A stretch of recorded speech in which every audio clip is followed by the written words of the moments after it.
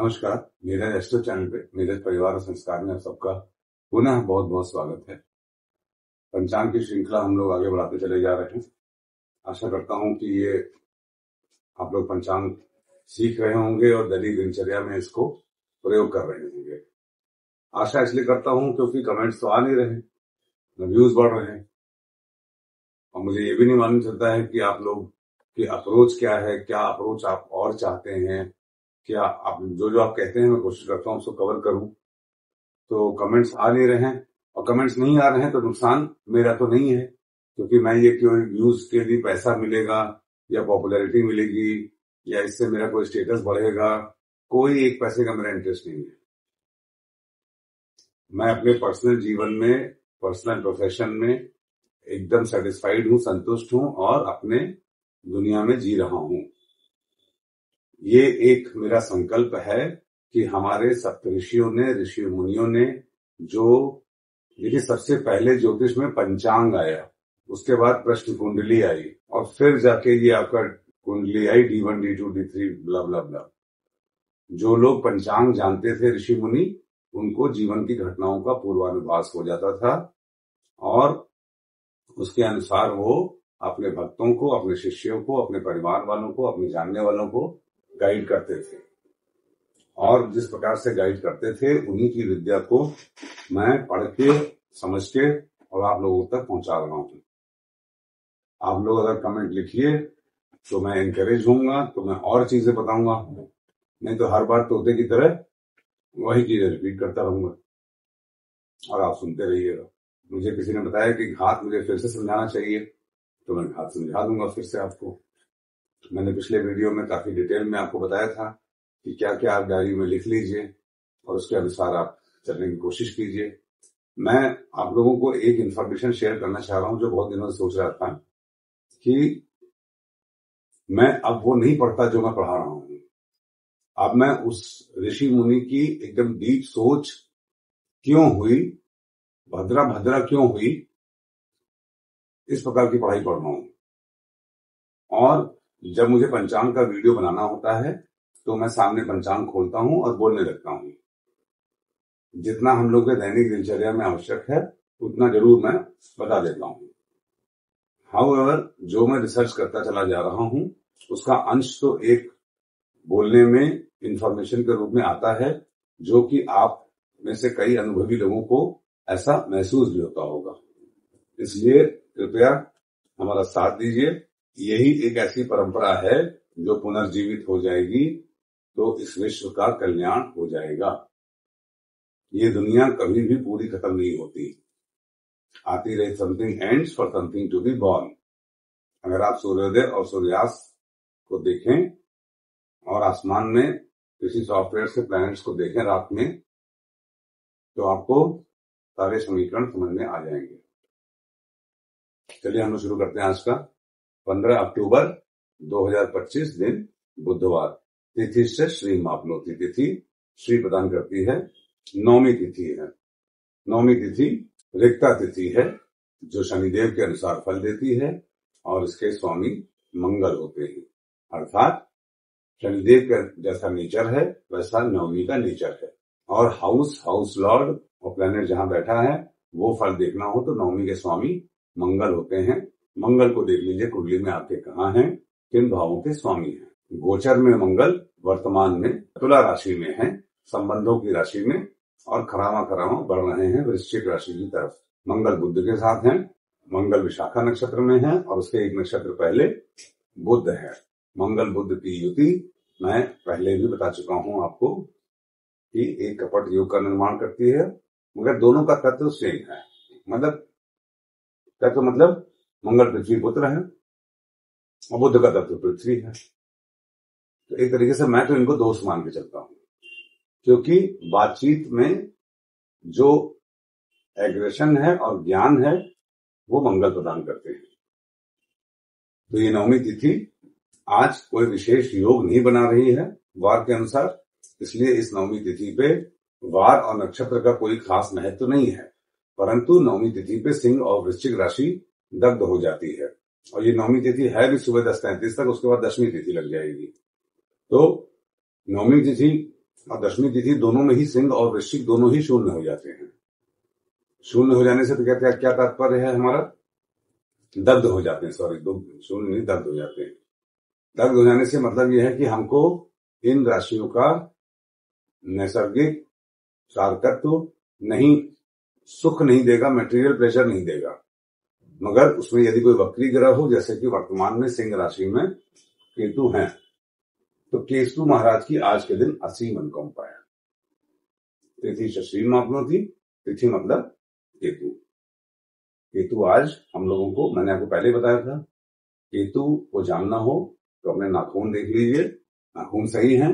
जो लोग नाखून में बहुत सारे एडवेंचर्स करते हैं, नाखून लंबा करना, छोटा करना, कलर करना, ये करना वो करना, उनके केतु खराब है। गुड़ में बेर मिलाने वाली ज्योतिष में नहीं करता। पीठ पीछे में आपकी यदि आपके लोग तारीफ करते हैं तो आपके केतु अच्छे हैं, पीठ पीछे बुराई करते हैं तो केतु खराब है। कुत्ते आपको देख के गुस्सा हो जाते हैं, भौंकने लग जाते हैं तो आपके केतु खराब है। कुत्ते आपको देख के प्यार करने लग जाते हैं तो आपके केतु अच्छे हैं।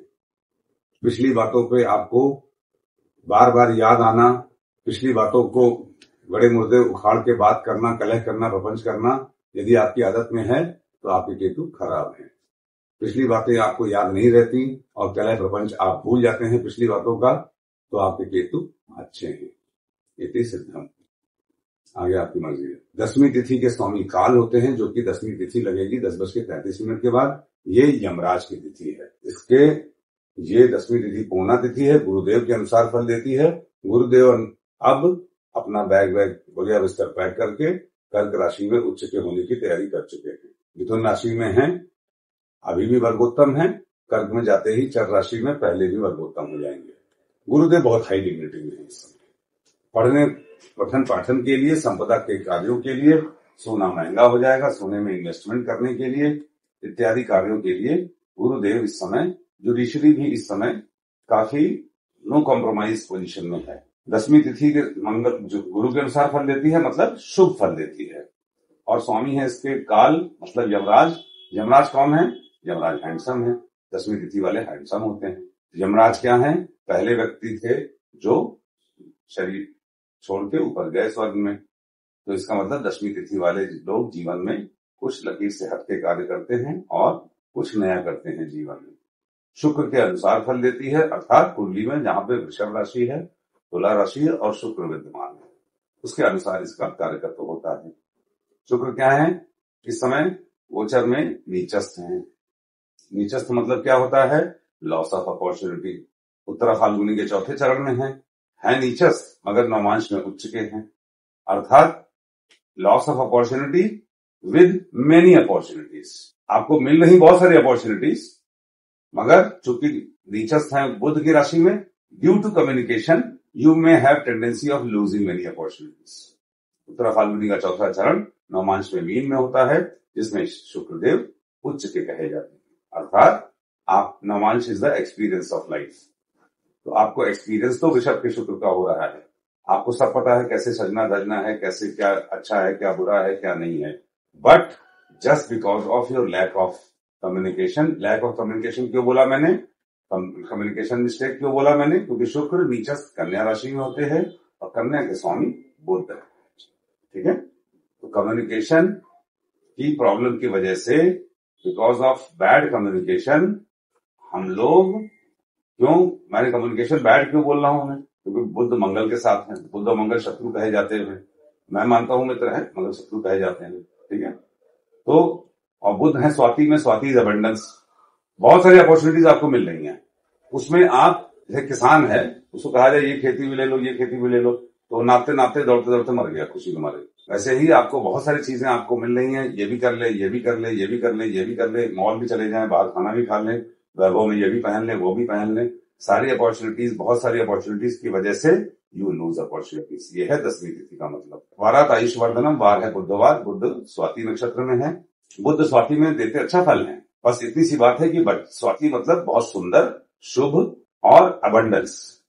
तो प्रिंस के पास अगर अबंडेंस होगी तो प्रिंस होगा तो बहुत खुश, बट वो बैलेंस बना ले जाए, इसके लिए उसको डायरेक्शन की आवश्यकता है। तो you need to keep your Jupiter better always.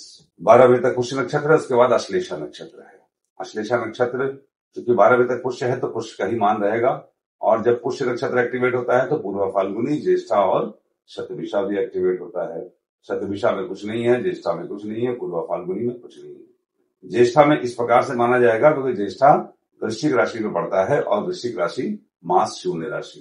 तो पुष्य नक्षत्र क्या होता है? विवाह के अलावा सारे शुभ कार्यों के लिए ये बहुत अच्छा होता है। देखिए, पुष्य नक्षत्र जनरली किसी भी वार को पड़ता है उसको शुभ कर देता है। रविवार को पड़ेगा रवि पुष्य शुभ योग, सोमवार को होगा चंद्र पुष्य योग, मंगलवार को होगा मंगल पुष्य योग, बुधवार को है बुध पुष्य योग, अमृत योग, बुध पुष्य योग अमृत योग है। गुरुवार को बनता है बहुत ही शुभ योग बन जाता है गुरु पुष्य योग। शनिवार को बनता है शनि पुष्य योग, बहुत शुभ योग बन जाता है।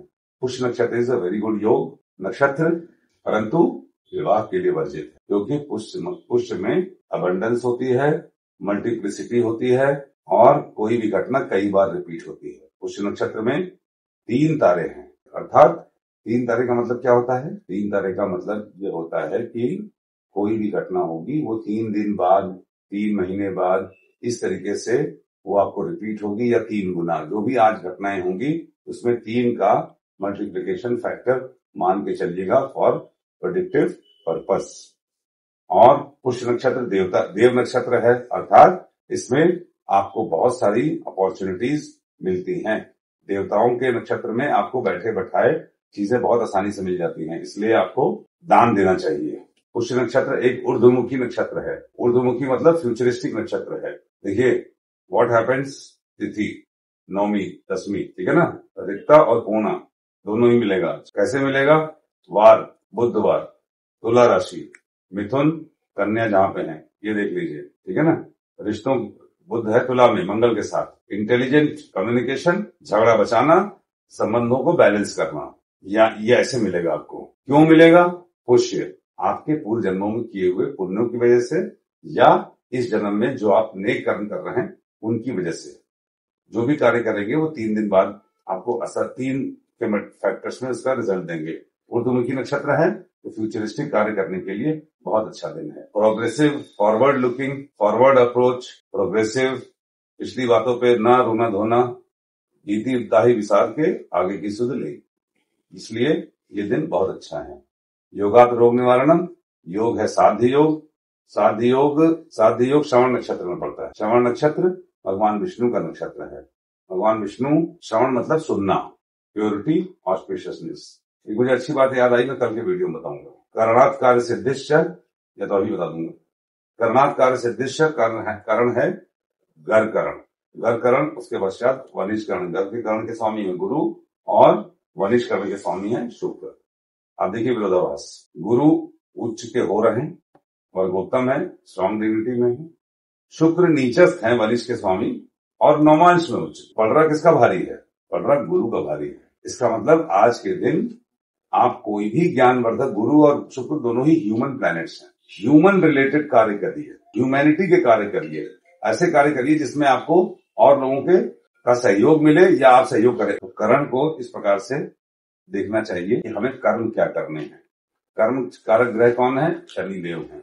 शनिदेव को प्रसन्न करना है तो शनिदेव को प्रसन्न करना है तो करण को प्रसन्न करिए, उस प्रकार के कार्य करिए जिस जो करण एप्लीकेबल हो उस दिन या आपकी तिथि।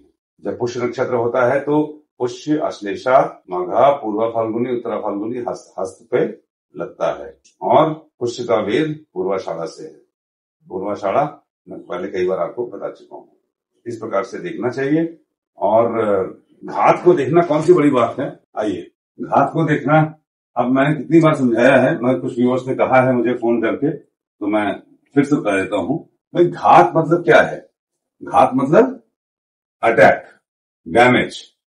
तो पंचांग के जो एलिमेंट्स हैं वो किसी न किसी राशि पे अटैक करते हैं, और जो एलिमेंट्स हैं उनको हम लोग समझ लिया जाए। जैसे चंद्रमा है, चंद्रमा कर्क राशि में है आज, तो चंद्र कर्क में है तो कर्क यहाँ पे देखिए कहाँ आ रहा है, मेष, कन्या, कुंभ, सिंह, मकर, धनु, वृषभ, मीन, सिंह, धनु। कर्क से कर्क राशि में चंद्रमा होते हैं, किसी भी राशि पे घात नहीं है, ठीक है। उसके बाद तिथि क्या है? तिथि है नौमी और फिर 10वीं। तो 9वीं तिथि रिक्ता तिथि है। रिक्ता देखिए, ये आया रिक्ता यहां, ये आया रिक्ता यहां, ये आया रिक्ता और कहीं नहीं। उसके बाद 10वीं तिथि है, तो 10वीं तिथि पूर्णा है, तो ये यहां मैच करिए, पूर्णा यहां मैच करिए, पूर्णा यहां मैच करिए। तो क्या राशियां आ गई? वृषभ, कन्या, तुला, मकर और मीन राशियों पे तिथि घात लगा रही है, डैमेज कर रही है। वार कौन सा है? बुधवार है। जब बुधवार को होता है तो कर्क पे घात है और किसी पे घात नहीं है। नक्षत्र कौन सा है? पुष्य है। पुष्य नक्षत्र किसी में भी घात नहीं लगा रहा है। फिर क्या है? अश्लेषा है, तो अश्लेषा तो दोपहर के बाद है, इसलिए एप्लीकेबल नहीं मान रहा हूं मैं। सूर्य किस राशि में है? सूर्य कन्या राशि में है, तो कन्या से घात है कन्या पे ही, ये सब देखने की आपको जरूरत नहीं है। तो कौन सी 2 राशियां आई जिन पे घात है? कौन सी राशि आई? कन्या। तो आज के दिन कन्या राशि वालों को सावधान रहना है। जिनके चंद्र कन्या में हो, या लग्न कन्या में हो, या सूर्य कन्या में हो, या मादशाह लॉर्ड कन्या में हो। आप पंचांग के सारे एलिमेंट देख आप इनको भी सकते हैं, मगर उनको अपने आप देखिए, इनको मैं बता रहा हूं देखने के लिए। तो इस प्रकार से आप प्रैक्टिस करिए और आपको सारे रिजल्ट्स मिलेंगे। अब ऐसा नहीं है कि मैं जितना ज्ञान जानता हूं सारा एक वीडियो बता दूंगा बिना आपकी तरफ से रिस्पॉन्स के। आपका रिस्पॉन्स आता जाएगा तो मैं आपको I will keep on adding value to it. Thank you.